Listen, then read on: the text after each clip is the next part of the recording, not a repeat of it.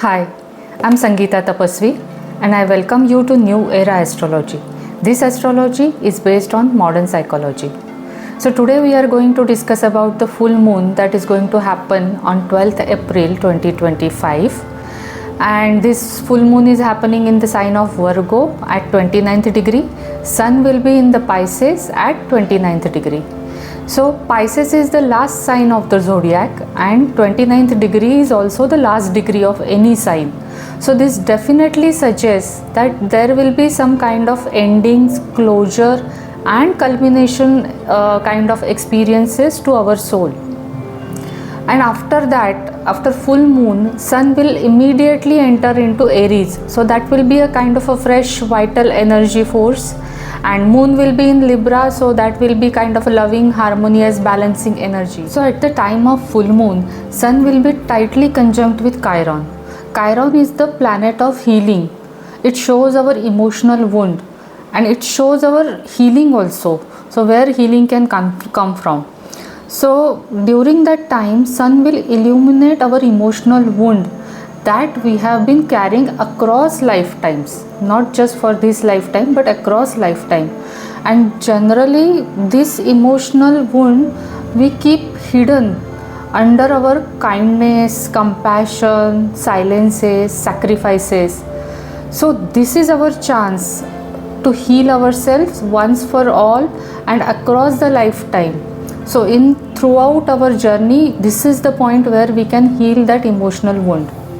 So what we will do during that healing period? So we'll let go of our tendency to sacrifice in the relationships. We will release the need to be good at the cost of our own truth. We will heal our emotional wound of abandonment, of unworthiness, not feeling good enough. So we will release all these negative emotional patterns. But let me tell you one thing, healing doesn't mean that we will be perfect. We don't need to be perfectly healed to live happy life. In fact, this is our rebirth, and Chiron is telling us that these emotional wounds are there just to make us what we are. So we can just acknowledge that emotional wound, heal ourselves and heal others as well, and that makes us whole, not perfect. So once we heal ourselves, we will realize that our tendencies for compassion has increased, our wisdom has increased, and sometimes after healing we receive some spiritual or psychic gift as well. So now let us see what other planets are doing at that time, at the time of full moon. So at the start of the month, in April first week itself, Venus, Saturn, North Node, Mercury and Neptune all are going to gather in the sign of Pisces. So it's kind of a conference will be going on, and they will discuss the same agenda like healing, which this full moon is going to bring up. So and that time Uranus and Mars both will be in harmonious aspect to this conference of healing. So let us see one by one how they will give us a message. So Venus is currently in retrograde, so that enhances the karmic effect. So in retrograde motion, it actually asking us to go inside and break the barriers that we have put around our heart center. It is asking us, we are being called to really feel from our heart and really sit with the wisdom of the heart center and then recognize its power.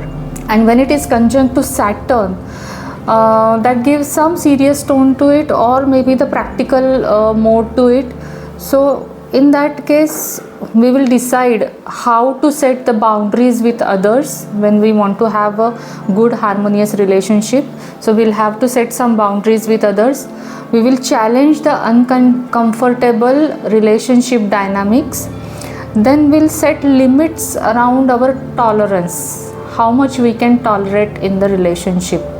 So all this discipline we will need to bring in to have our relationship going on. So basically all this is for protecting our heart space and stand up for what we truly believe in.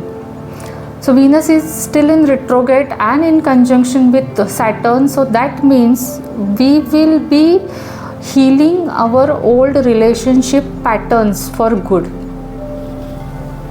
Now Saturn is also aligning with North Node, and that means something karmic will happen, some karmic event will happen. So what that could be? So maybe we will have to take responsibility for our own actions. We'll have to step up. Now we cannot play victim, and we cannot pass blame on others for our own actions.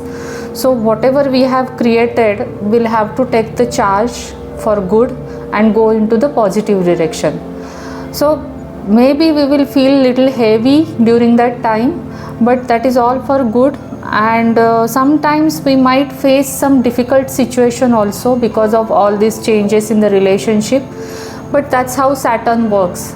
Saturn makes us work hard, but at the end it gives us reward also, and it gives us hardship because he knows that we can take that much responsibility.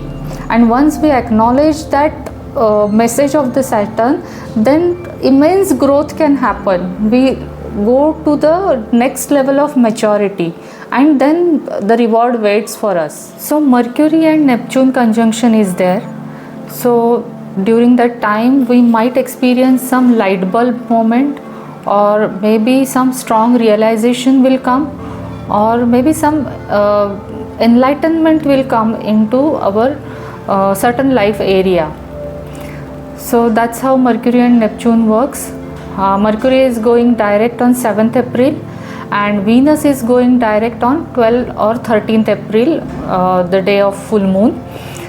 But Venus is asking us about opening our heart and healing our heart space. So this will not happen immediately in couple of days, but it will happen over the period of time as she regains her strength from retrograde to direct.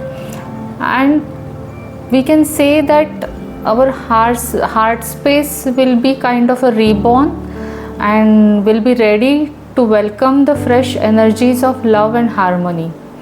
So now this combination is so strong that I just can't keep on explaining the different possibilities of it. So I have created a couple of stories. Maybe I would like you to listen to those so that you will understand the kind of force of healing, of realization, of enlightenment. So I'm going to tell you a couple of stories related to it, so you will better understand these energies and make use of it so that you can heal yourself. So these stories are about a divine longing, surrender, and inspiration. So imagine two souls, two lovers, waiting for uniting with each other across lifetimes. In each life they met but couldn't be with each other, always got separated. Now in this lifetime, one night, she alone wandered under moonlight, thinking of love that filled her heart before even the time began. And he, the mad one, wandering across and praying constantly, let me dissolve into her eyes. Let me dissolve into her eyes, or else I vanish entirely. Venus and Neptune lit their hearts with vision of perfect love. Saturn reminded them that body is bound by time, but the soul is not. And when they met under that starry night, they touched each other, not the bodies but their souls, and lifetimes of longing ended. In that touch, deepest wound surfaced, the pain of separation, pain of abandonment, fear of never being enough, everything surfaced. But the sun met Chiron, and they saw each other's wound clearly, not as flaws, but as divine. So the healing began not because of their union, but by acknowledging each other's pain. Uranus broke the illusion. Mars gave them courage to trust their tears. So they understood.